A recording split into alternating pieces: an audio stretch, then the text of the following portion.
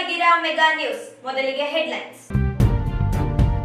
ಸ್ವಾತಂತ್ರ್ಯ ದಿನಾಚರಣೆಯ ಧ್ವಜಾರೋಹಣ, ಭಾಷೆ, ಗುಡಿ ಪಂಗಡಗಳ ಸಂಕುಚಿತ ಭಾವನೆ ಬಿಟ್ಟು ದೇಶದ ಒಗ್ಗಟ್ಟು ಪ್ರದರ್ಶಿಸಬೇಕು. ಡಾಕ್ಟರ್ ಶರಣ್ ಪ್ರಕಾಶ್ ಪಾಟೀಲ್. ರಸಗೊಬ್ಬರ ಅಕ್ರಮ ಮಾರಾಟ ಮಾಡಿದರೆ ಕ್ರಿಮಿನಲ್ ಕೇಸ್. ಶರಣ್ ಪ್ರಕಾಶ್ ಪಾಟೀಲ್. ನಗರದ ವಿವಿಧೆಡೆಯಿಂದ ಸಂಭ್ರಮದ ಸ್ವಾತಂತ್ರ್ಯೋತ್ಸವ. ಅನುಷ್ಕಾ ನಗರದಲ್ಲಿ ಕುಡಿಯುವ ನೀರಿನ ಯೋಜನೆಗೆ ಡಾಕ್ಟರ್ ಶರಣ್ ಪ್ರಕಾಶ್ ಪಾಟೀಲ್ ಚಾಲನೆ. ನಾಗಮೋಹನ್ ದಾಸ್ ವರದಿ ಜಾರಿಗೆ ಆಗ್ರಹಿಸಿ ಸಚಿವರಿಗೆ ಮಾದಿಗ ದಂದೂರ್ ಸಮಿತಿ ಮನವಿ. ಏಮ್ಸ್ ಹೋರಾಟ ಸ್ಥಳಕ್ಕೆ ಉಸ್ತುವಾರಿ ಸಚಿವ ಭೇಟಿ. ಮತ್ತೊಮ್ಮೆ ಕೇಂದ್ರಕ್ಕೆ ನಿಯೋಗ ತೆರಳಲು ಪ್ರಯತ್ನ. ಜಾತಿ, ಭಾಷೆ, ಪಂಗಡಗಳ ಸಂಕುಚಿತ ಭಾವನೆಯಿಂದ ಹೊರಬಂದು ಸಮರ್ಪಣಾ ಮನೋಭಾವದಿಂದ ದೇಶದ ಒಗ್ಗಟ್ಟು, ಏಕತೆ ಕಾಪಾಡಿ ಬಲಿಷ್ಠ ರಾಷ್ಟ್ರ ನಿರ್ಮಾಣ ಮಾಡುವ ದಿಕ್ಕಿನಲ್ಲಿ ಎಲ್ಲರ ಸಂಕಲ್ಪ ಮಾಡಬೇಕೆಂದು ಉಸ್ತುವಾರಿ ಸಚಿವ ಹಾಗೂ ವೈದ್ಯಕೀಯ ಶಿಕ್ಷಣ ಸಚಿವ ಡಾಕ್ಟರ್ ಶರಣ್ ಪ್ರಕಾಶ್ ಪಾಟೀಲ್ ಹೇಳಿದರು. ಅವರಿಂದು ನಗರದ ಮಹಾತ್ಮ ಗಾಂಧಿ ಜಿಲ್ಲಾ ಕ್ರೀಡಾಂಗಣದಲ್ಲಿ ನಡೆದ 79ನೇ ಸ್ವಾತಂತ್ರ್ಯ ದಿನಾಚರಣೆಯಲ್ಲಿ ರಾಷ್ಟ್ರ ಧ್ವಜಾರೋಹಣ ನೆರವೇರಿಸಿ ಮಾತನಾಡಿದರು. ದೇಶದ ಸ್ವಾತಂತ್ರ್ಯಕ್ಕಾಗಿ ನಮ್ಮ ಪೂರ್ವಜರು ಮಾಡಿದ ತ್ಯಾಗ ಬಲಿದಾನಗಳ ಇತಿಹಾಸವನ್ನು ಗಮನದಲ್ಲಿಟ್ಟುಕೊಂಡು ಭವಿಷ್ಯದ ಭಾರತವನ್ನು ನಿರ್ಮಾಣ ಮಾಡುವುದು ಸರ್ಕಾರ ಮಾತ್ರವಲ್ಲದೆ ಪ್ರತಿಯೊಬ್ಬ ಭಾರತೀಯ ಜವಾಬ್ದಾರಿಯಾಗಿದೆ ಎಂದು ವೈದ್ಯಕೀಯ ಶಿಕ್ಷಣ, ಕೌಶಲ್ಯ ಅಭಿವೃದ್ಧಿ, ಉದ್ಯಮಶೀಲನೆ ಮತ್ತು ಜೀವನೋಪಾಯ ಹಾಗೂ ಜಿಲ್ಲಾ ಉಸ್ತುವಾರಿ ಸಚಿವ ಡಾಕ್ಟರ್ ಶರಣ್ ಪ್ರಕಾಶ್ ಪಾಟೀಲ್ ಹೇಳಿದರು. ಜಗತ್ತಿನ ಅನೇಕ ದೇಶಗಳು ಸ್ವಾತಂತ್ರ್ಯಕ್ಕಾಗಿ ರಕ್ತ ಕ್ರಾಂತಿ ಮಾಡಿವೆ. ಆದರೆ ಭಾರತ ದೇಶವು ಸತ್ಯ ಮತ್ತು ಅಹಿಂಸೆಯಿಂದ ಸ್ವಾತಂತ್ರ್ಯವನ್ನು ಪಡೆದುಕೊಂಡಿದ್ದು ಸ್ವಾತಂತ್ರ್ಯ ಹೋರಾಟಗಾರರ ತ್ಯಾಗ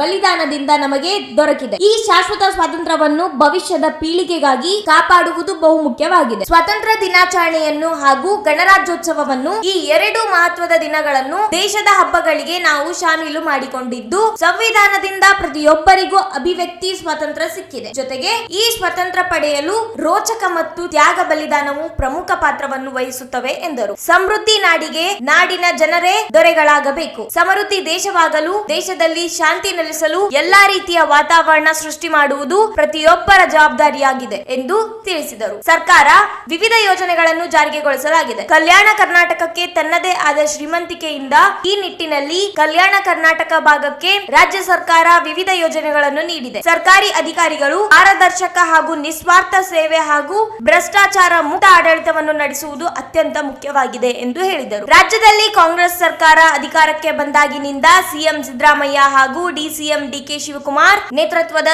ಸರ್ಕಾರ ಜನರು ಕಲ್ಯಾಣಕ್ಕಾಗಿ ಗ್ಯಾರಂಟಿ ಯೋಜನೆಗಳ ಮೂಲಕ ಪ್ರತಿ ವರ್ಷ ರಾಜ್ಯದ ಜನರ ಅಭಿವೃದ್ಧಿಗಾಗಿ 52,000 ಕೋಟಿ ರೂಪಾಯಿಗಳನ್ನು ಬಡವರ ಮನೆ ಬಾಗಿಲಿಗೆ ತಲುಪಿಸುತ್ತಿದೆ ಎಂದರು. ರಾಯಚೂರಿನಲ್ಲಿ ಒಪೆಕ್ ಆಸ್ಪತ್ರೆಯಲ್ಲಿ ಟ್ರಾಮಾ ಸೆಂಟರ್, ವಿಮಾನ ನಿಲ್ದಾಣ, ಏಮ್ಸ್ ಸ್ಥಾಪನೆಗೆ ರಾಜ್ಯ ಸರ್ಕಾರ ಬದ್ಧವಾಗಿದೆ. ವಿಮಾನ ನಿಲ್ದಾಣ ಕಾಮಗಾರಿ ಪ್ರಗತಿಯಲ್ಲಿದ್ದು ಏಮ್ಸ್ ನೀಡುವುದು ಕೇಂದ್ರ ಸರ್ಕಾರದ ಜವಾಬ್ದಾರಿಯಾಗಿದ್ದು ರಾಯಚೂರು ಜಿಲ್ಲೆಯ ಅಭಿವೃದ್ಧಿಗೆ ರಾಜ್ಯ ಸರ್ಕಾರ ಕಂಕಣಬದ್ಧವಾಗಿದೆ ಎಂದರು. ಮುಂಗಾರು ಹಿಂಗಾಮಿನಲ್ಲಿ ಅತಿವೃಷ್ಟಿ ಪ್ರವಾಹದಿಂದ ಮನೆ ಹಾನಿಯಾದ ಸಂತ್ರಸ್ತ ಕುಟುಂಬಕ್ಕೆ ಕೇಂದ್ರ ಸರ್ಕಾರ ಎನ್ಡಿಆರ್ಎಫ್ ಮಾರ್ಗಸೂಚಿ ನಿಗದಿಪಡಿಸಿದೆ. ದರಕ್ಕಿಂತ ಹೆಚ್ಚುವರಿ ಪರಿಷ್ಕೃತ ದರದಲ್ಲಿ ಪರಿಹಾರ ನೀಡಲು ರಾಜ್ಯ ಸರ್ಕಾರ ಮಂಜೂರಾತಿ ನೀಡಿದೆ. ಮನೆ ಗೋಡೆಗಳೊಂದಿಗೆ ಮೇಲ್ಚಾವಣಿ 75% ಹೆಚ್ಚು ಹಾನಿಯಾದ ಮನೆಗಳನ್ನು ಸಂಪೂರ್ಣ ಹಾನಿ ಎಂದು ಪರಿಗಣಿಸಲಾಗುತ್ತದೆ. 20 ಲಕ್ಷ ರೂಪಾಯಿ ಪರಿಹಾರ ಹಣದ ಜೊತೆಗೆ ವಸತಿ ಇಲಾಖೆಯಿಂದ ದೇವರಾಜ್ ಅರಸ್ ವಸತಿ ಯೋಜನೆಯಡಿ ಮನೆ ನಿರ್ಮಿಸಲಾಗುತ್ತಿದೆ ಎಂದರು. ಜಿಲ್ಲೆಯಲ್ಲಿ 62 ಮನೆಗಳಿಗೆ ಹಾನಿಯಾಗಿದ್ದು ಪರಿಹಾರ ವಿತರಣಾ ಕಾರ್ಯ ಪ್ರಗತಿಯಲ್ಲಿದೆ ಎಂದರು.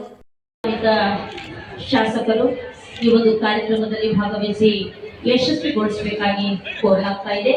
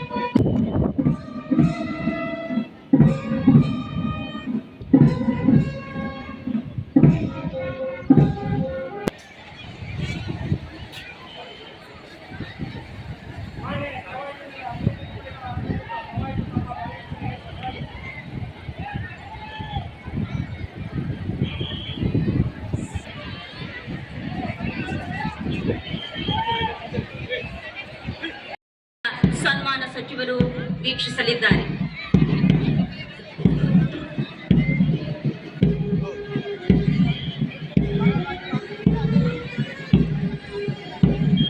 ಮೊದಲನೇದಾಗಿ ಜಿಲ್ಲಾ ಸಶಸ್ತ್ರ ಮೀಸಲು ಪಡೆ DAR ತಂಡ ನಾಯಕತ್ವದಲ್ಲಿ ಇದೆ. ಅಗ್ನಿಶಾಮಕ ಠಾಣೆ ಶ್ರೀ ರಾಜು ನರಸಪ್ಪ ಠಾಣಾಧಿಕಾರಿಗಳು ಇವರ ನಾಯಕತ್ವದಲ್ಲಿ ಇದೆ. ಮೂರನೇದಾಗಿ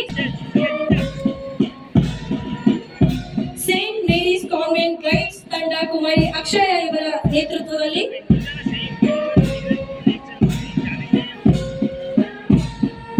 ಸರ್ಕಾರಿ ಪ್ರೌಢಶಾಲೆ KEB ಕಾಲೋನಿ ರಾಯಚೂರು ಭಾರತ ಸೇವಾದಳ ಇವರು ಕುಮಾರಿ ಶಕುಂತಲಾ ಇವರ ನಾಯಕತ್ವದಲ್ಲಿ. ನವಚೇತನ ಪ್ರೌಢಶಾಲೆ ಕುಮಾರಿ ಕೀರ್ತಿ ಕುಮಾರ್ ಇವರ ನಾಯಕತ್ವದಲ್ಲಿ.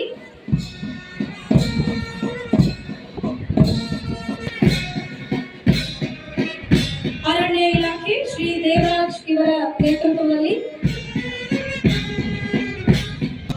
ಸಿವಿಲ್ ಪೊಲೀಸ್ ತಂಡ ಶ್ರೀ ನಾರಾಯಣ PSI ಶಕ್ತಿನಗರ ಪೊಲೀಸ್ ಠಾಣೆ ಇವರ ನಾಯಕತ್ವದಲ್ಲಿ. ಭಾವನೆಗಳನ್ನ ತಿಳಿಸ್ತಾ ತಮ್ಮ ಕಡೆಗೆ ಕೈ ಮಾಡುತ್ತಾ ತಮಗೆ ಶುಭಾಶಯಗಳನ್ನು ಕೋರುತ್ತಾ ಈಗ ವೇದಿಕೆಯತ್ತ ಆಗಮಿಸುತ್ತಿದ್ದಾರೆ.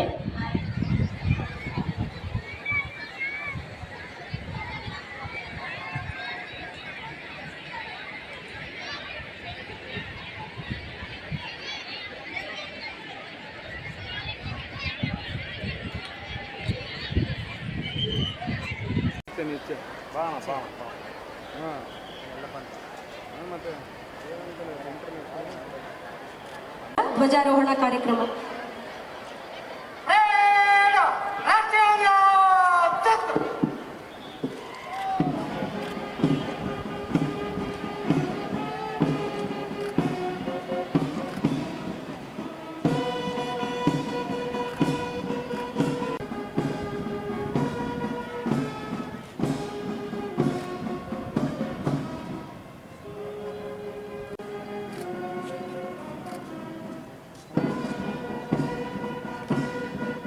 ವೇದಿಕೆಯಿಂದ ಆಗಮಿಸಿ ಸಚಿವರಿಂದ ಅನುಮತಿಯನ್ನು ಪಡೆಯಲಿದ್ದಾರೆ.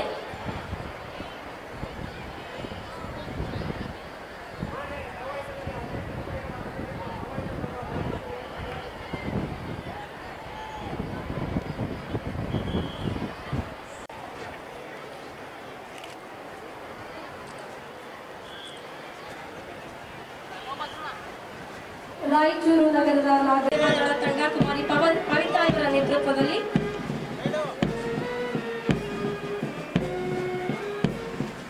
ಸರ್ಕಾರಿ ಮಾದರಿ ಹಿರಿಯ ಪ್ರಾಥಮಿಕ ಶಾಲೆ ಪೊಲೀಸ್ ಕಾಲೋನಿ ಗೈಡ್ಸ್ ತಂಡ. ಜಿಲ್ಲಾ ಯುವ ತಂಡ ಕುಮಾರಿ ಅಕ್ಷಯ ಇವರ ನೇತೃತ್ವದಲ್ಲಿ.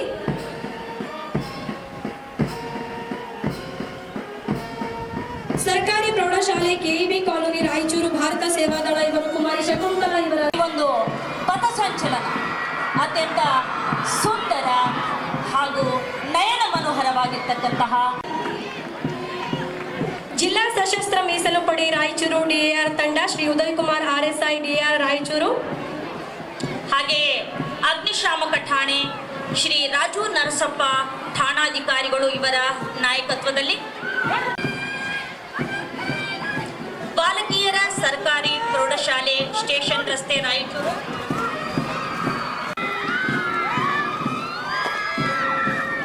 ಜಿಲ್ಲಾ ಯುವಜನ ಸೇವೆ ನವಚೇತನ ಪ್ರೌಢಶಾಲೆ ಕುಮಾರಿ ಕೀರ್ತಿ ಇವರ ನಾಯಕತ್ವದಲ್ಲಿ. ಜಿಲ್ಲಾ ಸಶಸ್ತ್ರ ಮೀಸಲು ಪಡೆ ರಾಯಚೂರು DAR ತಂಡ ಶ್ರೀ ಉದಯ್ ಕುಮಾರ್ RSI DAR ರಾಯಚೂರು.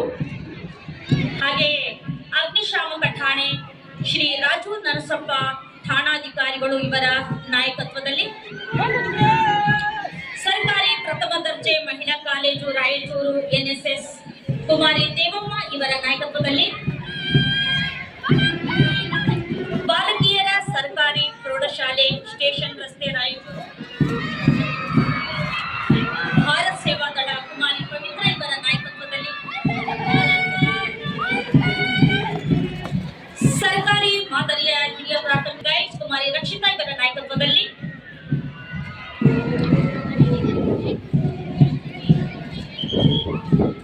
ಸರ್ಕಾರಿ ಬಾಲಕರ ಪ್ರೌಢಶಾಲೆ ಸ್ಕೌಟ್ಸ್ ಕುಮಾರ್ ಚಂದ್ರಶೇಖರ್ ಇವರ ನಾಯಕತ್ವದಲ್ಲಿ.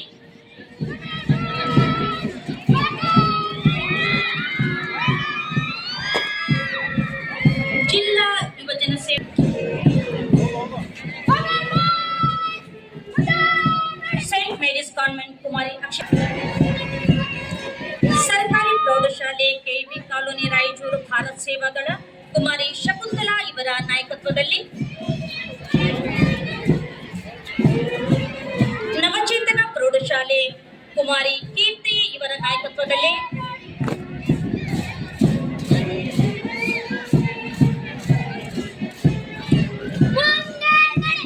ಬಸವಶ್ರೀ ಪ್ರೌಢಶಾಲೆ junior red cross Kumar Anant Kumar ಇವರ ನಾಯಕತ್ವದಲ್ಲಿ,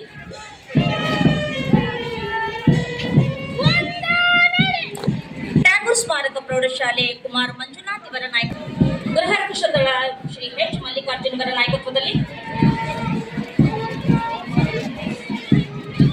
ಸಿವಿಲ್ ಪೊಲೀಸ್ ತಂಡ PSI ಶಕ್ತಿನಗರ ಪೊಲೀಸ್ ಠಾಣೆ ಇವರ ನಾಯಕತ್ವದಲ್ಲಿ, ಭಾರತವು ಕೇವಲ ಒಂದು ನಾಡಲ್ಲ, ಅದು ಒಂದು ಭಾವನೆ. ವೈವಿಧ್ಯತೆಯಲ್ಲಿ ಏಕತೆ ಭಾರತದ ಅಸ್ತಿತ್ವದ ಶಕ್ತಿ. ಭಾರತವನ್ನು ಪ್ರೀತಿಸುವುದು ಕೇವಲ ಗೌರವವೂ ಹೌದು. ತಮ್ಮ ಮನಮೋಹಕವಾದ ಪಥಸಂಚಲನದ ಮೂಲಕ ಸ್ವಾತಂತ್ರ್ಯೋತ್ಸವಕ್ಕೆ ಗೌರವವನ್ನು ಸಲ್ಲಿಸಿದ, ಸ್ವಾತಂತ್ರ್ಯೋತ್ಸವದ ಸಂಭ್ರಮಾಚರಣೆಯಲ್ಲಿ ಅಶೋಕಾರವನ್ನು ಉಂಟು ಮಾಡಿದಂತಹ ಪಥಸಂಚಲನದಲ್ಲಿ ಭಾಗವಹಿಸಿದ ಎಲ್ಲಾ ತಂಡಗಳಿಗೂ ಕೂಡ ಜೋರಾದ ಚಪ್ಪಾಳೆಯೊಂದಿಗೆ इस मिट्टी के गर्भ से उठ खड़ी मैं लक्ष्मी बाई प्रतिज्ञा करती हूँ, जब तक मेरे शरीर में रक्त है मैं पूर्ण निष्ठा से झांसी की सेवा करूंगी। वक्त आ गया है साथियों, भारत माता की चीखें अब हमारे कानों में गूंजना शुरू हो गई। यही समय है ब्रिटिश हुकूमत के खिलाफ विद्रोह करने का। ये लड़ाई हमारे लिए नहीं, हमारी आने वाली नस्लों के लिए है। तुम ही मजदूर है, अगर नहीं दिया तो सजा जरूर मिलेगी। जमीन से लेकर फसल तक सब हमारा, पसीना हमारा है, खेत हमारे हैं, बीज हमारा है, पानी हमारा है, ये धरती हमारी है, इसका अनाज हमारा है, तो फिर हम तुझे बर्बाद क्यों करें? Get out from my motherland!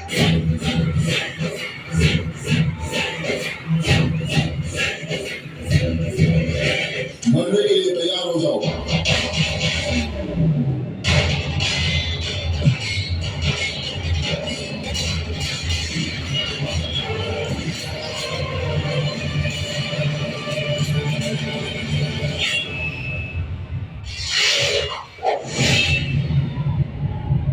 देश से प्यार तो हर पल ये कहना चाहिए, मैं रहूं या ना रहूं, भारत ही रहना चाहिए। आजादी की राह पर सत्य और क्रांति को हथियार बना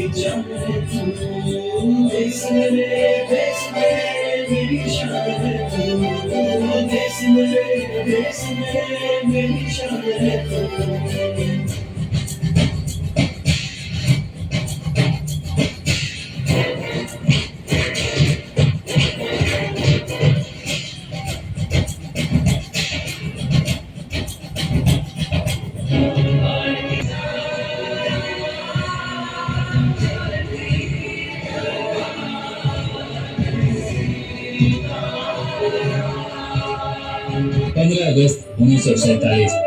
ये ऑल इंडिया रेडियो हिंद आपको आजादी मुबारक हो। विजयी विश्व तिरंगा प्यारा,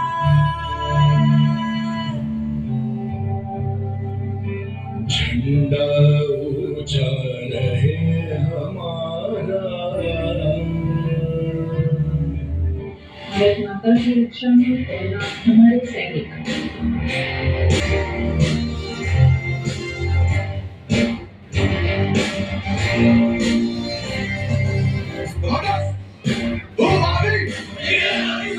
इंडिया में कस्तूरी की दिवस female running hand brake on the dot on the dot on the dot नहीं एक जश्न भारत जब लगे है जीत की आदत ऐसा हुनर दुश्मन की सलामी के तू सूरज हम तेरे उजाले तुझसे जुदा नहीं होने वाले आखिर तक हम सफर तिरंगे के जय हिंद जोर से दस में है हर बाजी फिर बस में है इन जान के हिंदुस्तान बोले सलाम सलाम बोले तुझे कलाम के शाबाश वंदे मातरम सलाम सलाम बोले तुझे कलाम के शाबाश वंदे मातरम।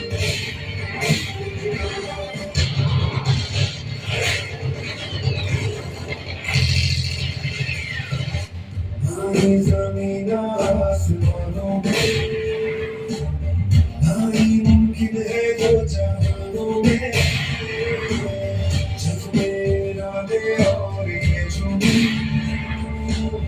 हम तेरे दिल के कारखानों में पहुंच गए अंबर से आगे धरती से फिर भी बंधे हैं धागे अपने वतन की मिट्टी से जुड़े जय हिंद जो नस नस में है हर बाजी फिर बस में है जिंदगान के हिंदुस्तान बोले सुजलाम सुफलाम बोले तुझे कलाम से शाबाश वंदे मातरम सुजलाम सुफलाम बोले तुझे कलाम से शाबाश वंदे मातरम।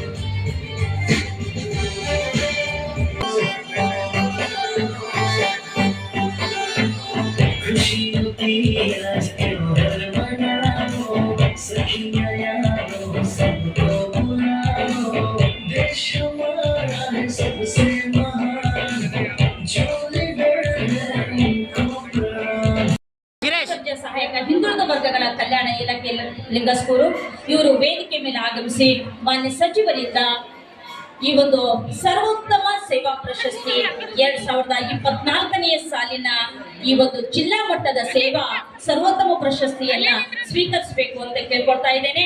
ಅವರೆಲ್ಲರಿಗೂ ಕೂಡ ಈ ಸೇವೆಯನ್ನು ಪರಿಗಣಿಸಿ ತಾವೆಲ್ಲರೂ ಕೂಡ ಜೋರಾದ ಒಂದು ಚಪ್ಪಾಳೆಯನ್ನು ತಟ್ಟಬೇಕು ಅಂತ ಹೇಳಿ ನಾನು ತಮ್ಮೆಲ್ಲರಲ್ಲಿ ವಿನಂತಿಯನ್ನ ಮಾಡ್ಕೊಳ್ತಾ ಇದ್ದೇನೆ.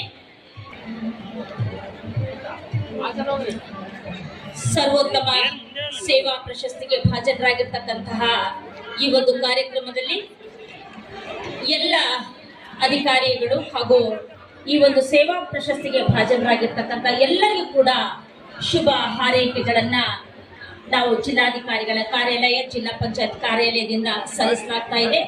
ಮಾನ್ಯ ಸಚಿವರು ಈ ಒಂದು ಜಿಲ್ಲಾ ಮಟ್ಟದ ಸರ್ವೋತ್ತಮ ಸೇವಾ ಪ್ರಶಸ್ತಿಯನ್ನ ಅವರಿಗೆ ನೀಡ್ತಾ ಇದ್ದಾರೆ.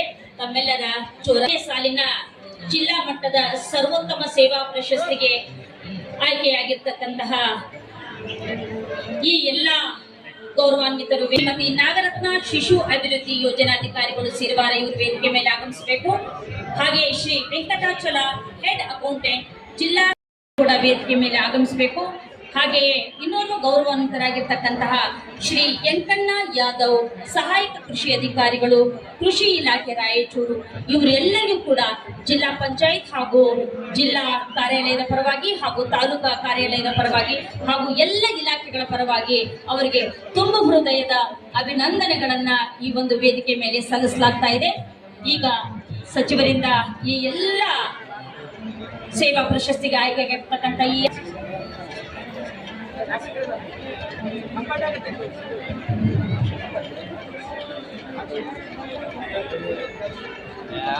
ಪಥ ಸಂಚಲನದಲ್ಲಿ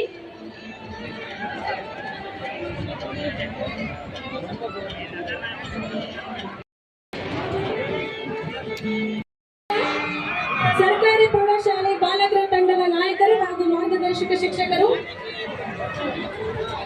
ಬಾಲಕಿಯರ ಶಿಕ್ಷಕರು ವೇದಿಕೆಗೆ ಆಗಮಿಸಿ ಪ್ರಶಸ್ತಿ ಸ್ವೀಕರಿಸಬೇಕು. ಬೇಗನೆ ಮೂರನೇ ಬಹುಮಾನ ಸರ್ಕಾರಿ ಮಾದರಿ ಹಿರಿಯ ಪ್ರಾಥಮಿಕ ಶಾಲೆ ಪೊಲೀಸ್ ಕಾಲನಿ. ವಿಶೇಷ ಬಹುಮಾನ ಸೇವಾದಳ. ಎರಡನೇ ವಿಶೇಷ ಬಹುಮಾನ ಬಾಲಕಿಯರ ಸರ್ಕಾರಿ ಪ್ರೌಢಶಾಲೆ ಭಾರತ ಸೇವಾದಳ ತಂಡ ಹಾಗೂ DYES.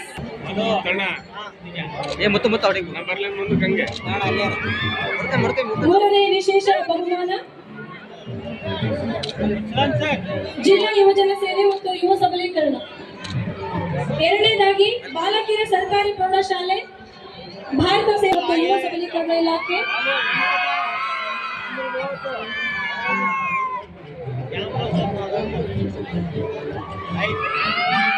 ಪ್ರಯತ್ನದಲ್ಲಿ ಶೇಕಡ 90ಕ್ಕಿಂತ ಹೆಚ್ಚು ಅಂಕ ಗಳಿಸಿದ ಮೌಲಾನಾ ಅಬುಲ್ ಕಲಾಂ ಆಜಾದ್ ಪ್ರತಿಭಾ ಪುರಸ್ಕಾರವನ್ನು ನೀಡಲು ಇಚ್ಛಿಸಿದ್ದಾರೆ. ಅಂತೆಯೇ ವಿಜ್ಞಾನ ಕೋರ್ಸ್ನಲ್ಲಿ 98.67 ಈ ವಿದ್ಯಾರ್ಥಿಗಳು ಇತರ ವಿದ್ಯಾರ್ಥಿಗಳು ಕೂಡ ಮಾದರಿ.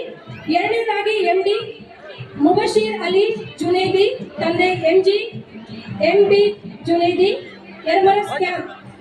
ಈ ವಿದ್ಯಾರ್ಥಿ ಪೂರ್ಣಿಮಾ PU ಕಾಲೇಜು ಅನುಷಾ ಪಾಟೀಲ್ ನಗರ ರಾಯಚೂರು ಇದರಲ್ಲಿ ಅಭ್ಯಾಸ ಮಾಡ್ತಾ ಇದ್ದು ಕಾಮರ್ಸ್ ನಲ್ಲಿ 94.17% ಅಂಕಗಳನ್ನು ಗಳಿಸಿ ಪ್ರತಿಭಾ ಪುರಸ್ಕಾರಕ್ಕೆ ಅರ್ಹರಾಗಿದ್ದಾರೆ.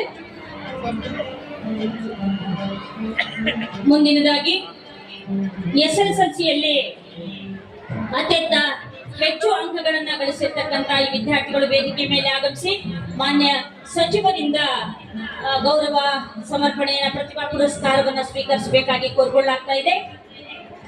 ಮೈನಾ ತಂದೆ ಮನ್ಸೂರ್ ಶೇಖ್ ರಾಯಚೂರು, ಸಫಿಯಾ ಪ್ರೌಢಶಾಲೆ ರಾಯಚೂರು. ಇರ್ತಕ್ಕಂಥ ಜನಪ್ರತಿನಿಧಿಗಳಾಗಿರ್ಬೋದು, ಸರ್ಕಾರಿ ಅಧಿಕಾರಿಗಳಾಗಿರ್ಬೋದು, ಜಾಗರೂಕ ನಾಗರಿಕರಾಗಿರ್ಬೋದು, ಪ್ರತಿಯೊಬ್ಬ ಪ್ರಜೆ ಈ ದೇಶದ ಸಂವಿಧಾನದ ಸದಾಶಯ ಅದು ನ್ಯಾಯಾಂಗ ಆಗಿರ್ಬೋದು, ಶಾಸಕಾಂಗ ಆಗಿರ್ಬೋದು, ಕಾರ್ಯಾಂಗ ಆಗಿರ್ಬೋದು, ಇವೆಲ್ಲವೂ ನಾವೆಲ್ಲರೂ ಸೇರಿ ಸಮೃದ್ಧ ರಾಷ್ಟ್ರ ಕಟ್ಟಲಿಕ್ಕೆ ಸಾಧ್ಯ ಇದೆ ಅಂತಕ್ಕಂಥದ್ದನ್ನು ನಮ್ಮ ಮುಂದಿನ ಪೀಳಿಗೆಗೆ ಪ್ರೇರಣಾದಾಯಕವಾಗಿರ್ತಕ್ಕಂಥ ಒಂದು ಜೀವನವನ್ನು, ನಮ್ಮ ಕಾರ್ಯಶೈಲಿಯನ್ನು, ನಮ್ಮ ನಡವಳಿಕೆಗಳನ್ನು ನಾವು ನಮ್ಮ ಮಾತಿನ ಮುಖಾಂತರ ಅಲ್ಲ, ನಮ್ಮ ಕೃತಿಯ ಮುಖಾಂತರ ನಾವು ನಡ್ಕೊಂಡ್ರೆ ನಮ್ಮ ಮುಂದಿನ ಪೀಳಿಗೆ, ನಮ್ಮ ಏನು ಯುವಕರಿದ್ದಾರೆ, ನಮ್ಮನೇನು ಮಕ್ಕಳಿದ್ದಾರೆ, ಅದನ್ನು ಅನುಕರಣೆ ಮಾಡ್ತಾರೆ ಅಂತಕ್ಕಂಥದ್ದು ನನ್ನ ಭಾವನೆ.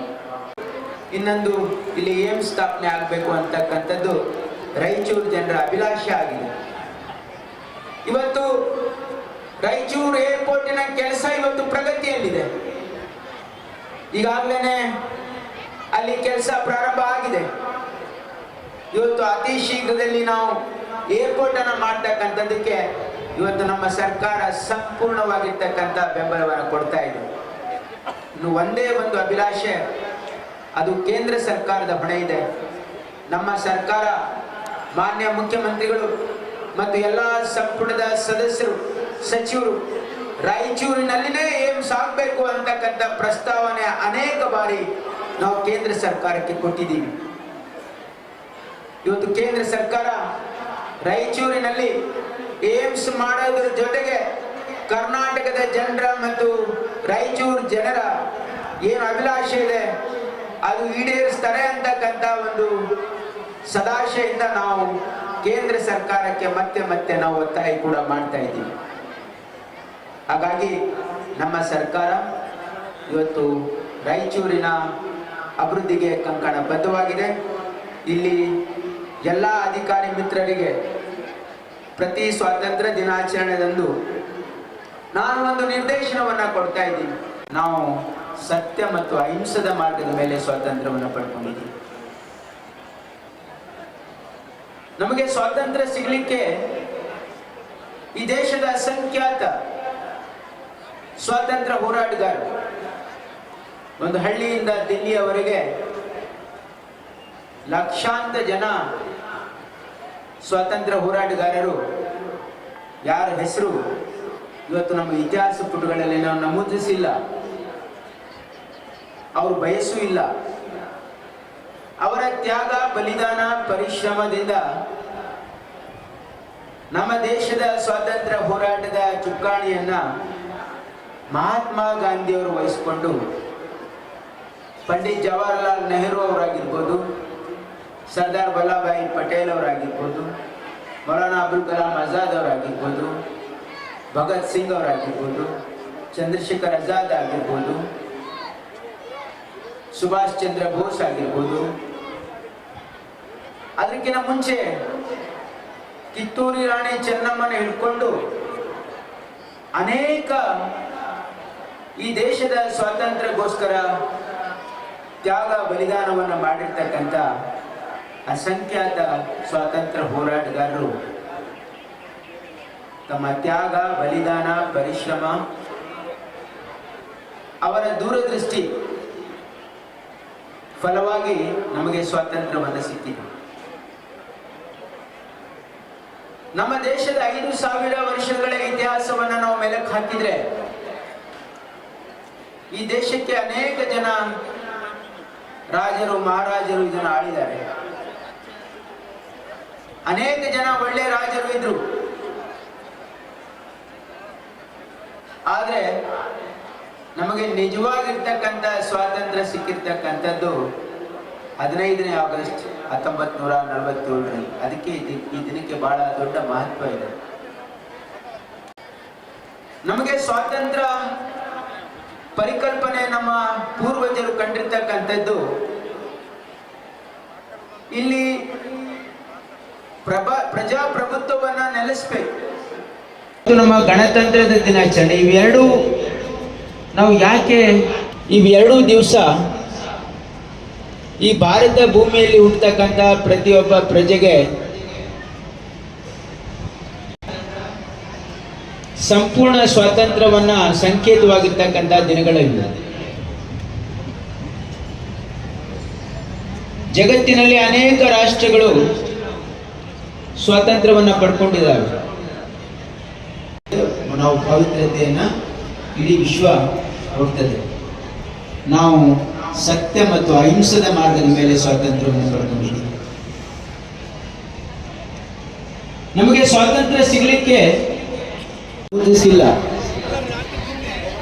ಅವರು ಬಯಸೂ ಇಲ್ಲ. ಹೋರಾಟದ ಚುಕ್ಕಾಣಿಯನ್ನ ಮಹಾತ್ಮ ಗಾಂಧಿಯವರು ವಹಿಸಿಕೊಂಡು ಮೌಲಾನಾ ಅಬುಲ್ ಕಲಾಂ ಆಜಾದ್ ಅವರಾಗಿರ್ಬೋದು, ಭಗತ್ ಸಿಂಗ್ ಅವರಾಗಿರ್ಬೋದು, ಚಂದ್ರಶೇಖರ್. ಅದಕ್ಕಿಂತ ಮುಂಚೆ ಕಿತ್ತೂರು ರಾಣಿ ಚೆನ್ನಮ್ಮನ ಹಿಡ್ಕೊಂಡು ಅನೇಕ ಅಸಂಖ್ಯಾತ ಸ್ವಾತಂತ್ರ್ಯ ಹೋರಾಟಗಾರರು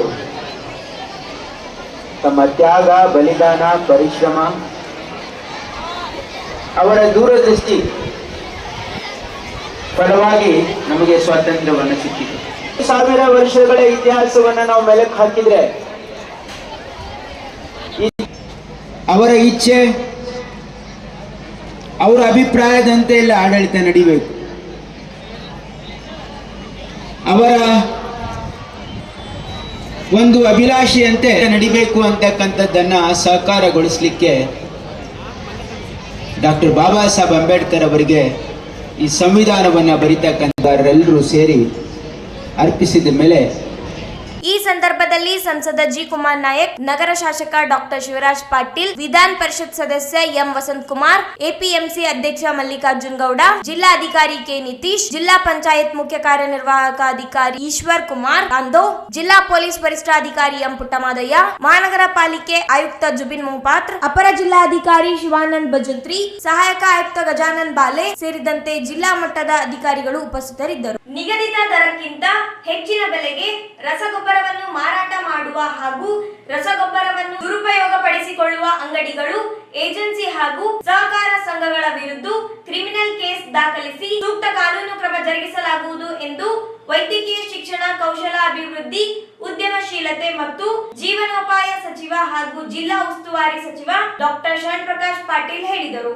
ಅವರಿಂದು ನಗರದ ಜಿಲ್ಲಾ ಕ್ರೀಡಾಂಗಣದಲ್ಲಿ ಸ್ವತಂತ್ರ ದಿನಾಚರಣೆಯ ಅಂಗವಾಗಿ ರಾಷ್ಟ್ರ ಧ್ವಜಾರೋಹಣ ನೆರವೇರಿಸಿ ನಂತರ ಸುದ್ದಿಗೋಷ್ಠಿಯನ್ನು ಉದ್ದೇಶಿಸಿ ಮಾತನಾಡಿದರು. ಯೂರಿಯಾ ಸೇರಿದಂತೆ ಇತರ ರಸಗೊಬ್ಬರಗಳನ್ನು ಹೆಚ್ಚಿನ ಬೆಲೆಯಲ್ಲಿ ಮಾರಾಟ ಮಾಡುವಂತಿಲ್ಲ. ಜೊತೆಗೆ ರಸಗೊಬ್ಬರ ಮಾರಾಟ ಮಾಡುವ ಏಜೆನ್ಸಿಗಳು ಹಾಗೂ ಅಂಗಡಿಗಳಲ್ಲಿ ದಾಸ್ತಾನು ಮತ್ತು ದರವನ್ನು ಪ್ರದರ್ಶನ ಮಾಡಬೇಕು ಎಂದು ನಿಯಮವಿದ್ದು, ರಸಗೊಬ್ಬರ ವಿತರಣಾ ಮಾಡುವ ಅಂಗಡಿಗಳು, ಏಜೆನ್ಸಿ ಮತ್ತು ಸಹಕಾರಿ ಸಂಘಗಳ ಅಕ್ರಮ ಮಾಡಿದ್ದಲ್ಲಿ ಅಂಗಡಿಗಳ ಪರವಾನಗಿ ರದ್ದುಪಡಿಸಿ ಅವರ ವಿರುದ್ಧ ಕ್ರಿಮಿನಲ್ ಪ್ರಕರಣ ದಾಖಲಿಸಿ ಕಾನೂನು ಕ್ರಮ ಜರುಗಿಸಲಾಗುವುದು. ರಸಗೊಬ್ಬರ ದುರುಪಯೋಗಪಡಿಸಿಕೊಂಡರೆ ಅಂತವರ ವಿರುದ್ಧ ಕಾನೂನು ರೀತಿ ಕ್ರಮ ಜರುಗಿಸಲಾಗುವುದು ಎಂದು ತಿಳಿಸಿದರು. ಇಷ್ಟು ವರ್ಷಗಳಲ್ಲಿ ಕಾಣದ ರಸಗೊಬ್ಬರ ಕೊರತೆಗೆ ಕೇಂದ್ರ ಸರ್ಕಾರ ನಿರ್ವಹಣಾ ಮಾಡಿರುವುದೇ ನೇರ ಕಾರಣವಾಗಿದ್ದು, ರಸಗೊಬ್ಬರ ಕೊಡುವುದು ಕೇಂದ್ರದ ಹೊಣೆಗಾರಿಕೆಯಾಗಿದ್ದು, ಬೇಡಿಕೆಯನ್ನು ಮೊದಲೇ ಕೇಂದ್ರಕ್ಕೆ ತಿಳಿಸಲಾಗಿರುತ್ತದೆ. ಅವರ ಬೇಡಿಕೆಗೆ ತಕ್ಕಂತೆ ಆಮದು ಮಾಡಿಕೊಂಡಿರುತ್ತಾರೆ. ಅಂತಾರಾಷ್ಟ್ರೀಯ ಮಾರುಕಟ್ಟೆಯಲ್ಲಿ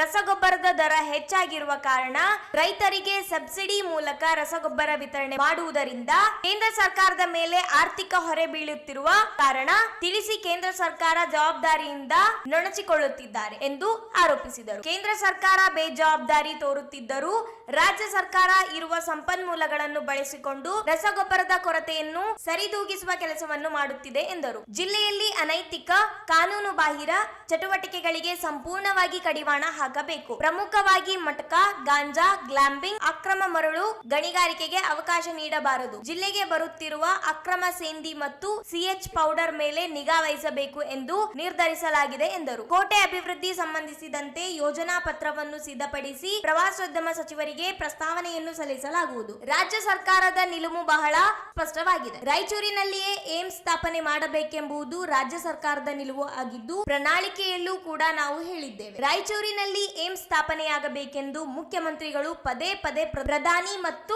ಕೇಂದ್ರ ಸಚಿವರಿಗೆ ಶಿಫಾರಸು ಮನವಿಗಳನ್ನು ಸಲ್ಲಿಸಿದ್ದಾರೆ. ಜೊತೆಗೆ ದೇಶದಲ್ಲಿ 2 ರಾಜ್ಯಗಳಿಗೆ ಏಮ್ಸ್ ನೀಡಿಲ್ಲ. ಅದಕ್ಕೆ ಕಾರಣವನ್ನು ಕೇಂದ್ರ ಸರ್ಕಾರವೇ ನೀಡಬೇಕು ಎಂದರು. ಏಮ್ಸ್ ರಾಯಚೂರಿನಲ್ಲಿ ಸ್ಥಾಪಿಸಲು ರಾಜ್ಯ ಸರ್ಕಾರದ ಸಚಿವ ಸಂಪುಟದಲ್ಲಿ ಒಪ್ಪಿಗೆ ಸೂಚಿಸಿದ್ದಕ್ಕೆ ರಾಜ್ಯದ ಮುಖ್ಯಮಂತ್ರಿಗಳು ಪ್ರಧಾನಿಗೆ ಪತ್ರ ಬರೆದಿದ್ದಾರೆ ಎಂದರು.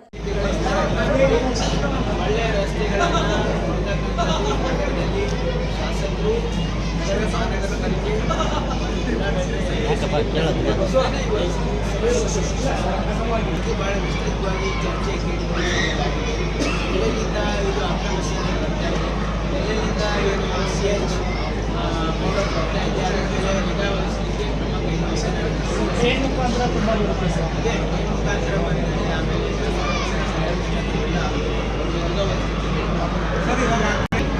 ನಮ್ಮ ಸರ್ಕಾರದ ನಿಲುವು ಬಹಳ ಸ್ಪಷ್ಟವಾಗಿದೆ. ಯಾಕಂದರೆ ನಾವು ರಾಯಚೂರಿನಲ್ಲೇ ನಾವು ಏಮ್ಸ್ ಮಾಡಬೇಕು ಅಂತಕ್ಕಂಥದ್ದು ಬದ್ಧತೆ ಇದೆ. ನಮ್ಮ ಪ್ರಣಾಳಿಕೆಯಲ್ಲಿ ಹೇಳಿದ್ದೀವಿ. ನಾವು ಪದೇ ಪದೇ ಮಾನ್ಯ ಮುಖ್ಯಮಂತ್ರಿಗಳು ಕೂಡ ಮಾನ್ಯ ಪ್ರಧಾನಮಂತ್ರಿಗಳಿಗೆ ಒಂದು ರೆಕಮೆಂಡೇಶನ್ ಮಾಡಿದ್ದಾರೆ, ಮನವಿ ಮಾಡಿದ್ದಾರೆ. ನಾನು ವಿತ್ ಡೆಲಿಗೇಷನ್, ಆಲ್ ಪಾರ್ಟಿ ಡೆಲಿಗೇಷನು ಕೂಡ ಹೋಗಿ, ಆರೋಗ್ಯ ಸಚಿವ ಆಲ್ ಪಾರ್ಟಿ ಡೆಲಿಗೇಷನು ಕೂಡ ಹೋಗಿ ಸಚಿವರಿಗೆ ಕೊಟ್ಟಿದ್ದೀವಿ. ರಾಯಚೂರಲ್ಲಿ ಏಮ್ಸ್ ಮಾಡೋದಕ್ಕೆ ನೀವು ಕ್ರಮ ಕೈಗೊಳ್ಳಬೇಕು ಅಂತ ಸಿಕ್ಕಾಗಲೆಲ್ಲ ಹೇಳ್ತಾ ಇದ್ದೀನಿ. ಯಾಕಂದ್ರೆ ನಿಮ್ಯಾಂಕ್ಸಿಗೆ ಬಂದಿದ್ವಿ, ಅಲ್ಲಿ ಕೂಡ ಹೇಳ್ತೀವಿ. ಅವ್ರು ಐದು ಇಲ್ಲ, ನಾವು ಪರಿಶೀಲನೆಯಲ್ಲಿದೆ, ನಾವು ಮಾಡ್ತಕ್ಕಂಥದ್ದಕ್ಕೆ ಪ್ರಯತ್ನ ಮಾಡ್ತಾ ಇದ್ದೀವಿ ಅಂತ ಹೇಳಿದ್ರು.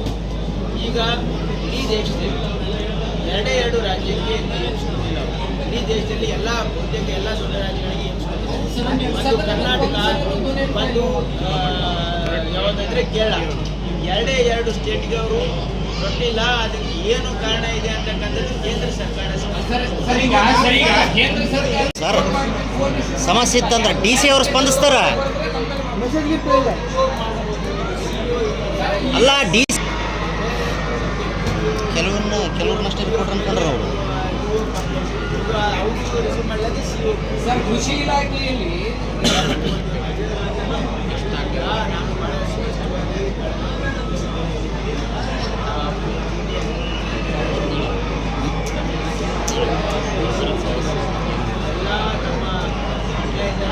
ಮಾರಾಟ ಮಾಡ್ತಾರೆ.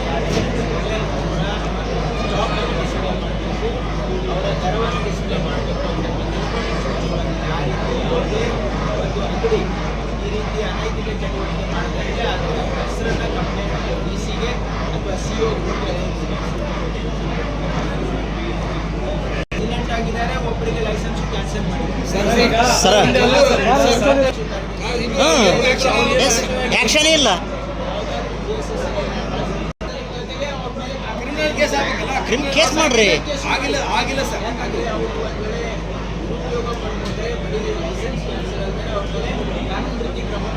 ಸರ್ ಯಾವುದೇ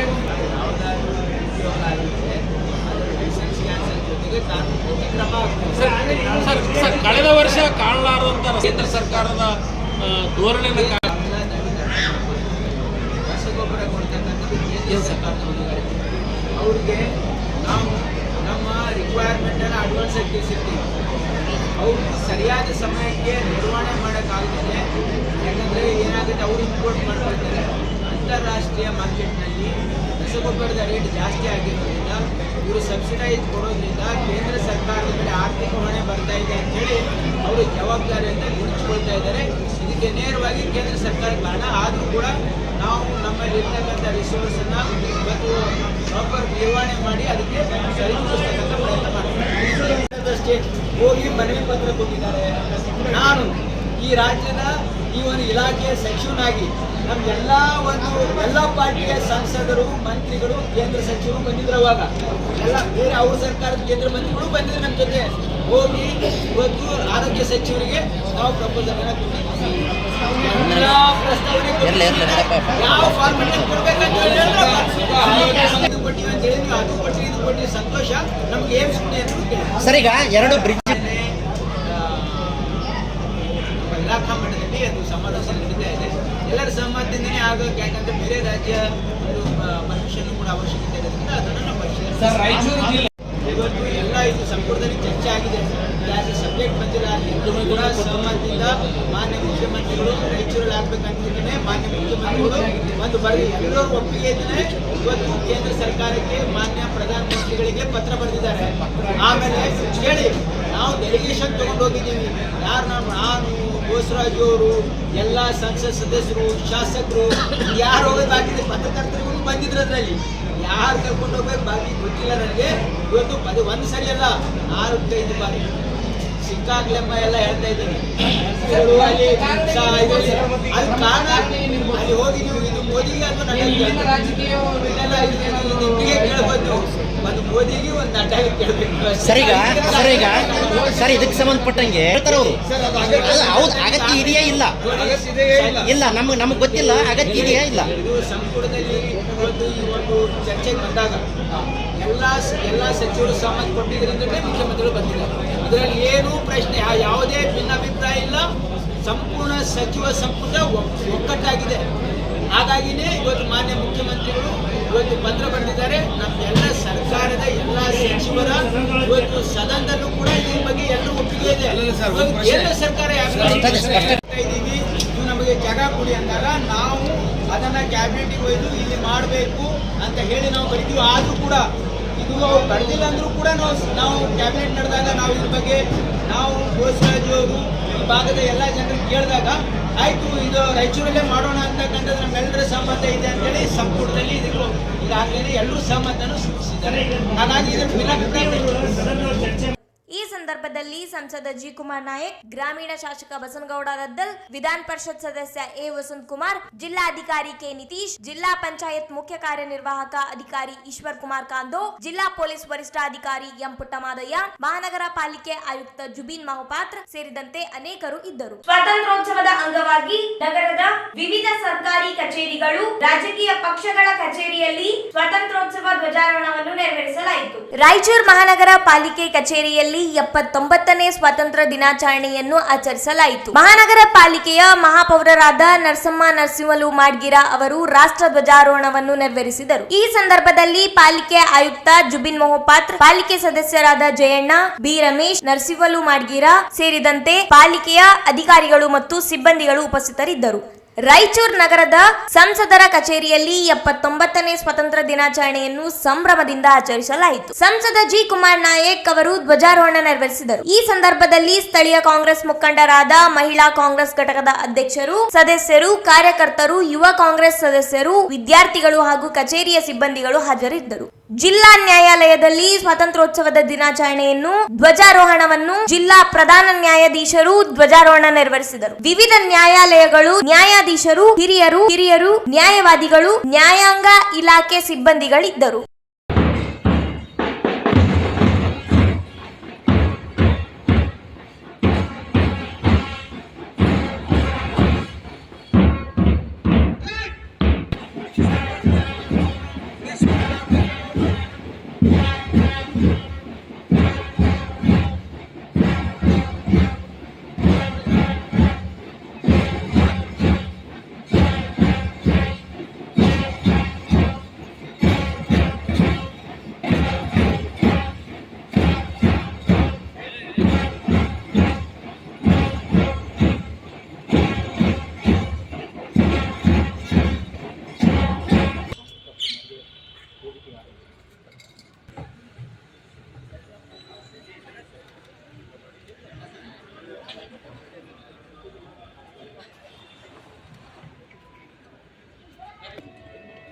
ನಿಂತ್ರೆ ಲೈನಲ್ಲಿ ನಿಂತ್ಕೊಳ್ಳಿ. ಯಾರು ಮಾತಾಡಬಾರ್ದು, ಸೈಲೆಂಟ್ ಆಗಿರ್ಬೇಕು.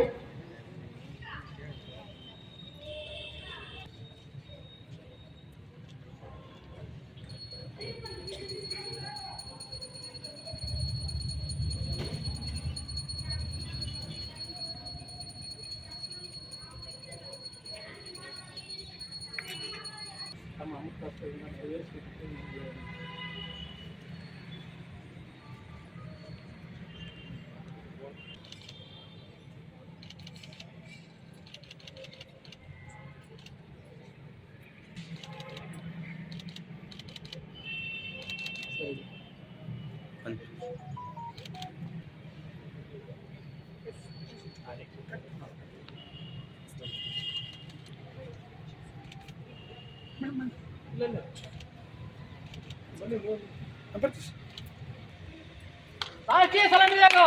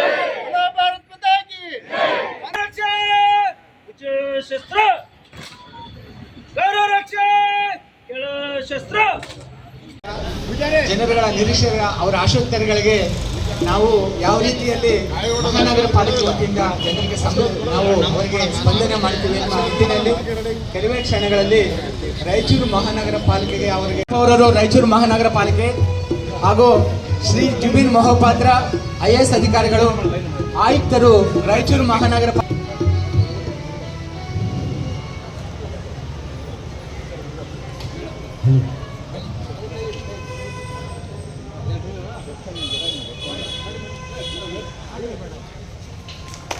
जनगण मन अधिनायक जय हे भारत भाग्य विधाता पंजाब सिंधु गुजरात मराठा द्राविड उत्कल बंगा विंध्य हिमाचल यमुना गंगा उच्चल जलधि तरंगा तव शुभ नामे जागे तव शुभ आशीष मागे गाये तव जय गाता जनगण मंगलदायक जय हे भारत भाग्य विधाता जय हे जय हे जय हे जय जय जय जय हे बोलो भारत माता की बोलो भारत माता की ಎಲ್ಲ ಸರ್ವ ಸದಸ್ಯರನ್ನು ತುಂಬು ಹೃದಯದಿಂದ ಸ್ವಾಗತವನ್ನು ಬಯಸುತ್ತೇನೆ.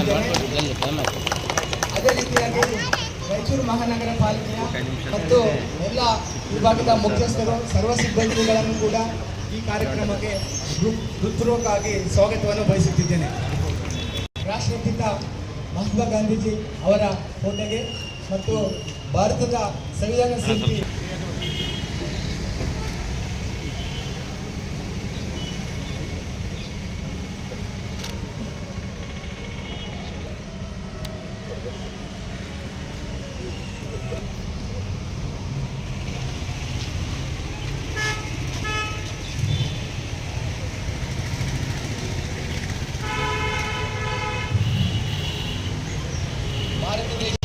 ಅಂಬೇಡ್ಕರ್ ಅವರಿಗೆ ಭಾವಚಿತ್ರಕ್ಕೆ ಪೂಜಾ ಕಾರ್ಯಕ್ರಮ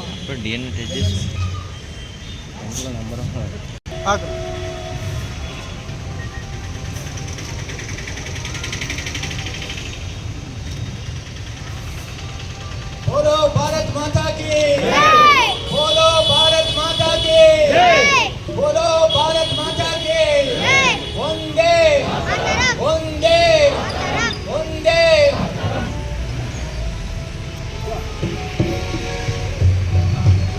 ಎಲ್ಲ ಗೌರವಾನ್ವಿತರು ಮಹಾತ್ಮ ಗಾಂಧೀಜಿ ಭಾವಚಿತ್ರ ಮತ್ತು ಡಾಕ್ಟರ್ BR ಅಂಬೇಡ್ಕರ್ ಭಾವಚಿತ್ರ ಪೂಜಾ ನಮನಗಳನ್ನು ಸಲ್ಲಿಸುತ್ತಿದ್ದಾರೆ.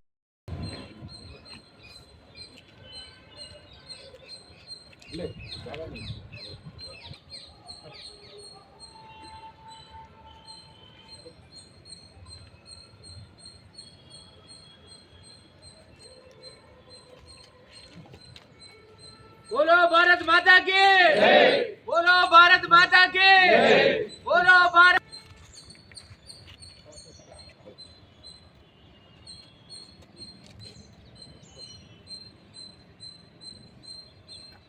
बोलो भारत माता की बोलो भारत माता की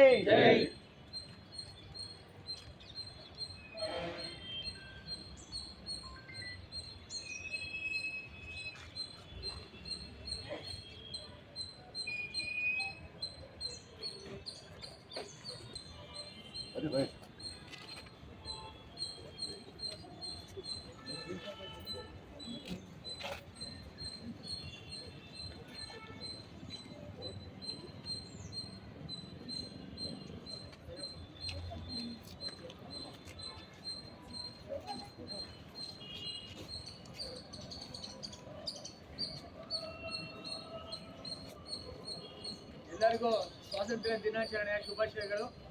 ಈಗ ರಾಷ್ಟ್ರ ಪಿತರ ಪೂಜೆ ನಂತರ ಈಗ ಧ್ವಜಾರೋಹಣ ಕಾರ್ಯಕ್ರಮ ಮಾನ್ಯ ಅಧ್ಯಕ್ಷರು ರಾಯಚೂರು ಮಹಾನಗರ ಪಾಲಿಕೆಯವರಿಂದ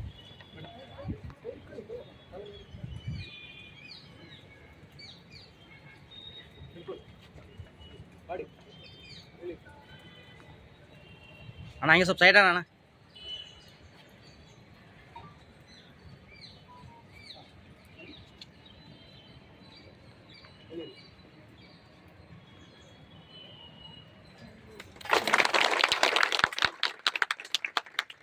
राष्ट्रगीते शुरू कर। जनगणमनाधिनायक जय हे भारत भाग्य विधाता पंजाब सिंध गुजरात मराठा द्राविड उत्कल गंगा विंध्य हिमाचल में जागे तव शुभाशिष मागे गाहे तव जय गाथा जनगण मंगलदायक जय हे भारत जय हे जय हे जय जय जय जय हे बोलो भारत माता की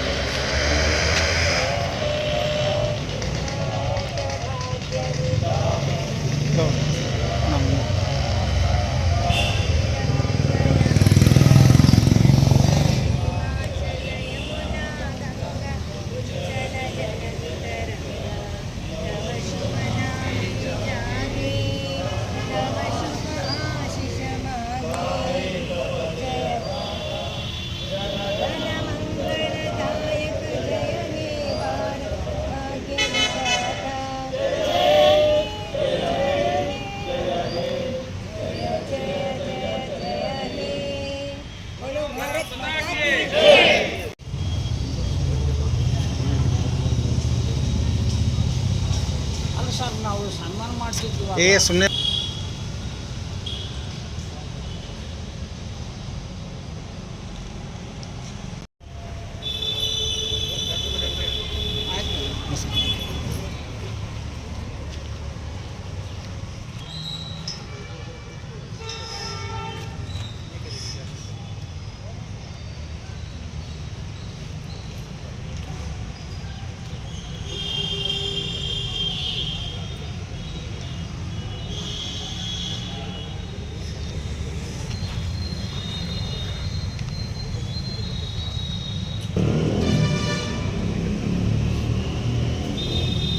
ನಗರದ ವಾರ್ಡ್ ನಂಬರ್ 13ರಲ್ಲಿ ಕರ್ನಾಟಕ ನಗರ ನೀರು ಸರಬರಾಜು ಮತ್ತು ಚರಂಡಿ ಮಂಡಳಿಯಿಂದ 2024-25ನೇ ಸಾಲಿನಲ್ಲಿ ಕೆಕೆಆರ್ಡಿಬಿ ಮ್ಯಾಕ್ರೋ ಅನುದಾನದಡಿಯಲ್ಲಿ 4.50 ಕೋಟಿ ವೆಚ್ಚದ ಕುಡಿಯುವ ನೀರಿನ ಒದಗಿಸುವ ಕಾಮಗಾರಿಗೆ ವೈದ್ಯಕೀಯ ಶಿಕ್ಷಣ, ಕೌಶಲಾಭಿವೃದ್ಧಿ, ಉದ್ಯಮಶೀಲತೆ ಮತ್ತು ಜೀವನೋಪಾಯ ಹಾಗೂ ಜಿಲ್ಲಾ ಉಸ್ತುವಾರಿ ಸಚಿವ ಡಾಕ್ಟರ್ ಶರಣ್ ಪ್ರಕಾಶ್ ಪಾಟೀಲ್ ಭೂಮಿ ಪೂಜೆ ನೆರವೇರಿಸಿದರು. ಈ ಸಂದರ್ಭದಲ್ಲಿ ಸಂಸದ ಜಿ ಕುಮಾರ್ ನಾಯಕ್, ನಗರ ಶಾಸಕ ಡಾಕ್ಟರ್ ಶಿವರಾಜ್ ಪಾಟೀಲ್, ಗ್ರಾಮೀಣ ಶಾಸಕ ಬಸನಗೌಡ ದದ್ದಲ್, ವಿಧಾನ ಪರಿಷತ್ ಸದಸ್ಯ ಎ ವಸಂತ್ ಕುಮಾರ್, ಪಾಲಿಕೆ ಸದಸ್ಯೆ ಲಲಿತಾ ಕಡಗೋಲ್, ಉಮಾ ರವೀಂದ್ರ ಜಲ್ದಾರ್, ಜಿಲ್ಲಾ ಕಾಂಗ್ರೆಸ್ ಅಧ್ಯಕ್ಷ ಬಸವರಾಜ್ ಪಾಟೀಲ್ ಇಟಗಿ, ಜಿಲ್ಲಾ ಅಧಿಕಾರಿ ಕೆ ನಿತೀಶ್, ಮಹಾನಗರ ಪಾಲಿಕೆ ಆಯುಕ್ತ ಜುಬಿನ್ ಮೊಹಪಾತ್ರ, ಕೆ ಶಾಂತಪ್ಪ, ಆಂಜನೇಯ ಕಡಗೋಲ್, ರವೀಂದ್ರ ಜಲ್ದಾರ್, ರಜಾಕ್ ಉತ್ಸರ್, ನರ್ಸ್ ರೆಡ್ಡಿ ಸೇರಿದಂತೆ ಅನೇಕರು ಉಪಸ್ಥಿತರಿದ್ದರು.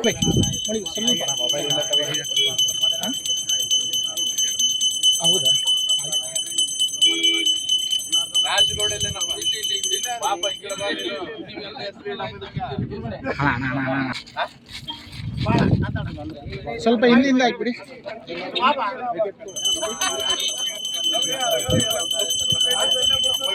ಲಾಭ ಜನರಿಗೆ ಟ್ಯಾಕ್ಸ್ ಕಟ್ಟೋದು ಪಾಪ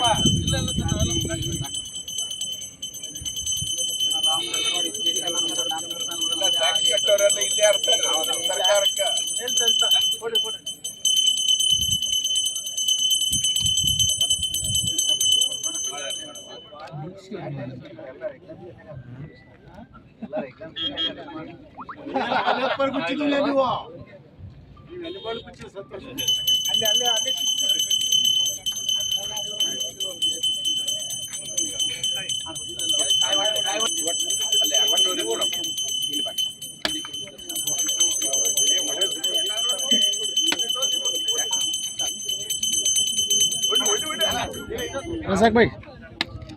ಅಣ್ಣ ಕೈ ಅಣ್ಣ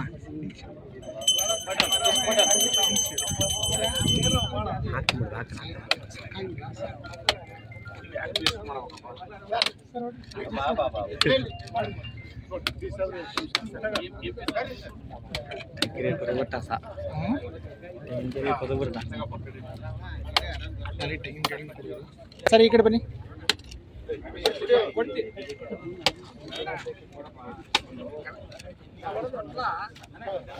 ಸ್ವಾಮಿ ಅವರೇ ಸರ್ ಅಂದ್ರೆ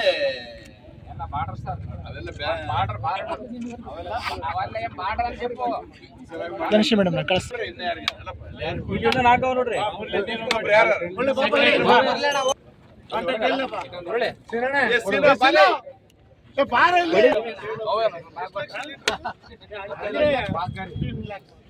ನೋಡಿ ಬೈ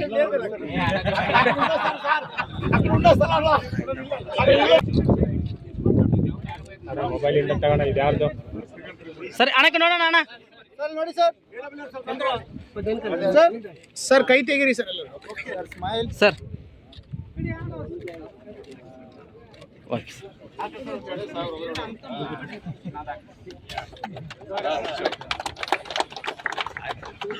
ಅಧಿವೇಶನದಲ್ಲಿ ಪರಿಶಿಷ್ಟ ಜಾತಿಗಳ ಒಳ ಮೀಸಲಾತಿ ವರ್ಗೀಕರಣದ ಕುರಿತು 7% ಮೀಸಲಾತಿಯನ್ನು ಹೆಚ್ಚಿಸಲು ಸದನದಲ್ಲಿ ಧ್ವನಿ ಎತ್ತಬೇಕೆಂದು ಮಾದಿಗ ದಮ್ದೂರ್ ಮಾದಿಗ ಮೀಸಲಾತಿ ಹೋರಾಟ ಜಿಲ್ಲಾ ಸಮಿತಿ ವತಿಯಿಂದ ಜಿಲ್ಲಾ ಉಸ್ತುವಾರಿ ಸಚಿವ ಶರಣ್ ಪ್ರಕಾಶ್ ಪಾಟೀಲರಿಗೆ ಮನವಿ ಸಲ್ಲಿಸಿದರು.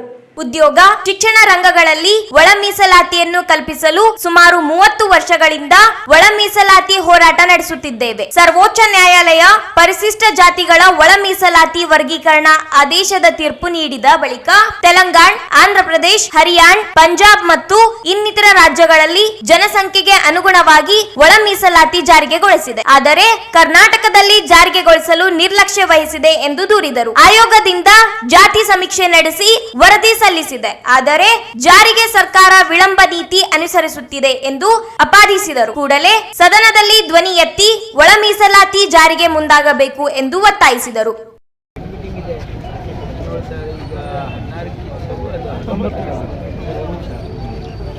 ಹಲವು ಬಾರಿ 2013ರಿಂದ ಹಿಡ್ಕೊಂಡು 18ನೇ ಎರಡನೇ ಅವಧಿಗೆ ಅಲ್ಲಿ ಮುಖ್ಯಮಂತ್ರಿ ಸಾಹೇಬರಿಗೆ ಹಲವಾರು ಸಲ ನಾವು ಮನವಿ ಸಲ್ಲಿಸಿದ್ದೀವಿ. ಸಿದ್ದರಾಮಯ್ಯ ಸಾಹೇಬರಿಗೆ ಕೇಳ್ರಿ ನಿಮ್ಮ ಸರ್ಕಾರ ಯಾಕೆ ವಿಳಂಬ ಮಾಡ್ತಾ ಇದೆ ಉದ್ದೇಶ ಕೇಳ್ರಿ ಯಾಕ್ರಿ ನೀವು ರಾಜ್ಯಮ ಮಾಡಿದ್ರಿ ನಿಮ್ಮ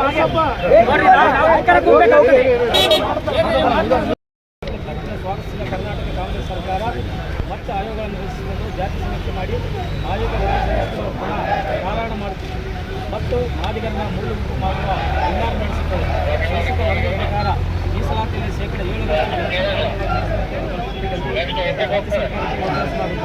ಹಾಗಾಗಿ ನಮ್ಮ ಜಿಲ್ಲೆಯ ಉಸ್ತುವಾರಿ ನಾವು ನಮ್ಮ ಮಾದಿಗ ಸಮುದಾಯದ ಮತ್ತು ಉಪಜಾತಿಗಳ ಪರವಾಗಿ ಪ್ರಸ್ತುತ ನಡೆಯುತ್ತಿರುವ ಮಳೆಗಾಲ ಅಧಿವೇಶನದಲ್ಲಿ ಒಳ ಮೀಸಲಾತಿ ಪರವಾಗಿ ಗಟ್ಟಿಯಾಗಿ ನಿಮ್ಮ ಧ್ವನಿಯನ್ನು ಎತ್ತಬೇಕು ಮತ್ತು ಒಳ ಮೀಸಲಾತಿ ವರ್ಗೀಕರಣ ಜಾರಿಗೊಳಿಸಬೇಕೆಂದು ತಾವುಗಳು ರಾಜ್ಯ ಸರ್ಕಾರಕ್ಕೆ ಒತ್ತಾಯಿಸಬೇಕೆಂದು ನಮ್ಮ ಸಂಘವು ಈ ಮೂಲಕ ತಮ್ಮಲ್ಲಿ ಮನವಿ ಮಾಡಿಕೊಳ್ತಾ ಇದೆ.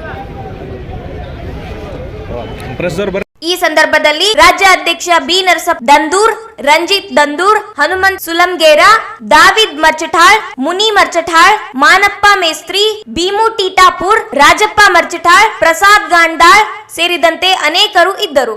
ಜಿಲ್ಲೆಯಲ್ಲಿ ಏಮ್ಸ್ ಸ್ಥಾಪನೆಗೆ ಸ್ಪಷ್ಟ ನಿರ್ಧಾರವಿದ್ದು ಸಾಕಷ್ಟು ಬಾರಿ ಮನವಿ ನಿಯೋಗ ಕೇಂದ್ರಕ್ಕೆ ತೆರಳಿ ಮನವಿ ಮಾಡಿದೆ. ಇದೀಗ ಮತ್ತೊಮ್ಮೆ ನಿಯೋಗ ತೆರಳಲು ಜಿಲ್ಲಾ ಉಸ್ತುವಾರಿ ಸಚಿವ ಶರಣ್ ಪ್ರಕಾಶ್ ಪಾಟೀಲ್ ಭರವಸೆ ನೀಡಿದರು. ನಗರದ ಜಿಲ್ಲಾ ಕ್ರೀಡಾಂಗಣದ ಬಳಿ ನಡೆಯುತ್ತಿರುವ ಏಮ್ಸ್ ಹೋರಾಟ ವೇದಿಕೆಗೆ ತೆರಳಿ ಮಾತನಾಡಿದರು. ಜಿಲ್ಲೆಯಲ್ಲಿ ಕಳೆದ 4 ವರ್ಷಗಳಿಂದ ಏಮ್ಸ್ ಸ್ಥಾಪನೆಗಾಗಿ ಹೋರಾಟ ನಡೆಯುತ್ತಿದೆ. ರಾಜ್ಯ ಸರ್ಕಾರವು ರಾಯಚೂರಿನಲ್ಲಿಯೇ ಏಮ್ಸ್ ಸ್ಥಾಪನೆಗೆ ಸ್ಪಷ್ಟ ನಿರ್ಧಾರ ಕೈಗೊಂಡಿದೆ. ಈ ಹಿನ್ನೆಲೆಯಲ್ಲಿ ಮುಖ್ಯಮಂತ್ರಿಗಳಿಗೆ 4 ಬಾರಿ ಪತ್ರ ಬರೆದಿದ್ದಾರೆ. ಸಚಿವ ನೇತೃತ್ವದಲ್ಲಿ ನಿಯೋಗ ತೆರಳಿ ಮನವಿ ಮಾಡಿದೆ ಎಂದರು. ಕೇಂದ್ರದ ಸಂಸತ್ತಿನಲ್ಲಿ ಸಂಸದರು ಏಮ್ಸ್ ಸ್ಥಾಪನೆಗೆ ಧ್ವನಿ ಎತ್ತುತ್ತಿದ್ದಾರೆ. ಕೇಂದ್ರ ಸರ್ಕಾರವು ಕರ್ನಾಟಕದಲ್ಲಿ ಏಮ್ಸ್ ಸ್ಥಾಪನೆ ಕುರಿತು ನಿಲುವು ಪ್ರಕಟಿಸಿಲ್ಲ. ಕರ್ನಾಟಕಕ್ಕೆ ಏಮ್ಸ್ ಸ್ಥಾಪನೆ ನಿಲುವು ಪ್ರಕಟಿಸಿದ್ದಲ್ಲಿ ಅದು ರಾಯಚೂರಿನಲ್ಲಿಯೇ ಆಗಬೇಕು ಎಂಬುದು ಎಲ್ಲರ ಒಮ್ಮದ ನಿರ್ಧಾರವಾಗಿದೆ. ಜಿಲ್ಲೆಯ ಸಚಿವರು, ಜನಪ್ರತಿನಿಧಿಗಳು ಸೇರಿ ಕಲ್ಯಾಣ ಕರ್ನಾಟಕದ ಎಲ್ಲರೂ ನಿರ್ಧಾರವಾಗಿದೆ ಎಂದರು. ಇದೀಗ ಮತ್ತೊಮ್ಮೆ ನಿಯೋಗ ತೆರಳಿ ಪ್ರಧಾನಿಗೆ ಮನವಿ ಮಾಡಲು ಭರವಸೆ ನೀಡಿದರು. ನಾವು ಕ್ಯಾಬಿನೆಟ್ನಲ್ಲಿ ಚರ್ಚೆ ಮಾಡಿ ಎಲ್ಲ ಸಚಿವರ ಸಹಮತಕ್ಕೆ ಮಾನ್ಯತೆ ಕೇಂದ್ರ ಸರ್ಕಾರಕ್ಕೆ ಬಂದಿದ್ದಾರೆ. ಇದರಲ್ಲಿ ಯಾವುದೇ ಕರ್ನಾಟಕ ಸರ್ಕಾರದ ಸ್ಪಷ್ಟವಾಗಿದೆ. ಹಾಗಾಗಿ ಅದು ಸ್ಪಷ್ಟೀಕರಣ ಮಾಡಿದ್ದೀವಿ. ಹಾಗಾಗಿ ಇಲ್ಲಿ ರಾಯಚೂರಲ್ಲಿ ಸರ್ಕಾರ ಬಹಳ ಸ್ಪಷ್ಟ ನಿಲುವನ್ನು ಯಾವ ಕೇಂದ್ರ ಸರ್ಕಾರ ಇದ್ರ ಬಗ್ಗೆ ನಾವು ಮತ್ತೆ ಒತ್ತಡ ಆಗ್ತಾ ಇದ್ದೀವಿ. ಸಾಕಷ್ಟು ಎಲ್ಲ ಶಾಸಕರು ಕೂಡ ನಮ್ಮ ಜಿಲ್ಲೆಯಿಂದ ನಾವು ಪ್ರಯತ್ನ ಮಾಡ್ತಾ ಇದ್ದೀವಿ. ಬರೀ ರೈತರಲ್ಲ, ಪೂರ್ತಿ ಕಲ್ಯಾಣ ಕರ್ನಾಟಕದ ನಾಯಕರು ಒಟ್ಟಾಗಿ ಹೇಳಿದ್ದಾರೆ ಮತ್ತು ನಮ್ಮ ಸರ್ಕಾರ ರೈತರಲ್ಲಿ ನಾವು ಬಹಳ ಸ್ಪಷ್ಟವಾಗಿ ಒಂದು ಡಿಸೈಡ್ ಮಾಡ್ಕೊಂಡು ಚರ್ಚೆ ಮಾಡಿ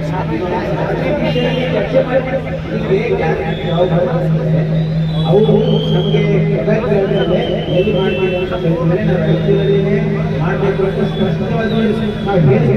ಕ್ಯಾಬಿನೆಟ್ ಮಿಷನ್ನೇ ಇದೆ. ನಿಮ್ಮ ಕ್ಯಾಬಿನೆಟ್ ಮಿಷನ್ ಮಾಡಿ ಮಾಡಿ ಅವಾಗ ಅವ್ರು ನಾವು ನೋಡ್ತೀವಿ ಅಂದರೆ ನಾವು ಎಲ್ಲಿ ಕೊಡಬೇಕು ಅಂತ ನಾವು ಅದು ಕ್ಯಾಬಿನೆಟ್ ಮಿಷನ್ ಮಾಡಿ ಅದಕ್ಕೆ ಮಾಡಿ ಕಳಿಸ್ತೀವಿ. ಈಗ ನಮ್ಮ ನಡು ಬಹಳ ಸ್ಪಷ್ಟವಾಗಿ ಕ್ಯಾಬಿನೆಟ್ ಈಸ್ ಯುನೈಟೆಡ್ ಫಾರ್ ವಿಧಾನಸಭಾ ನಿಯೋಗ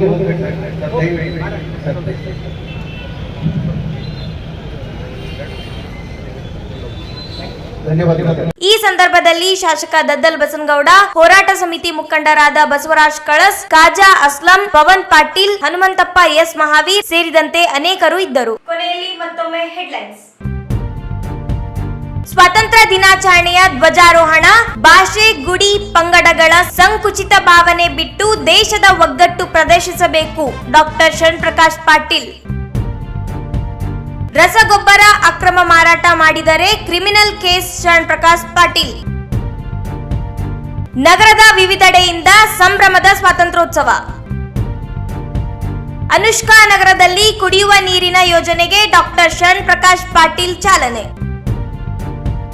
ನಾಗಮೋಹನ್ ದಾಸ್ ವರದಿ ಜಾರಿಗೆ ಆಗ್ರಹಿಸಿ ಸಚಿವರಿಗೆ ಮಾದಿಗ ದಂದೂರ್ ಸಮಿತಿ ಮನವಿ. ಏಮ್ಸ್ ಹೋರಾಟ ಸ್ಥಳಕ್ಕೆ ಉಸ್ತುವಾರಿ ಸಚಿವ ಭೇಟಿ. ಮತ್ತೊಮ್ಮೆ ಕೇಂದ್ರಕ್ಕೆ ನಿಯೋಗ ತೆರಳಲು ಪ್ರಯತ್ನ. ಇದಿಷ್ಟು ಇವತ್ತಿನ ಸುದ್ದಿ. ಪ್ರಮುಖ ಸುದ್ದಿಗಳಿಗಾಗಿ ನೋಡ್ತಾ ಇರಿ ಮೆಗಾ ನ್ಯೂಸ್.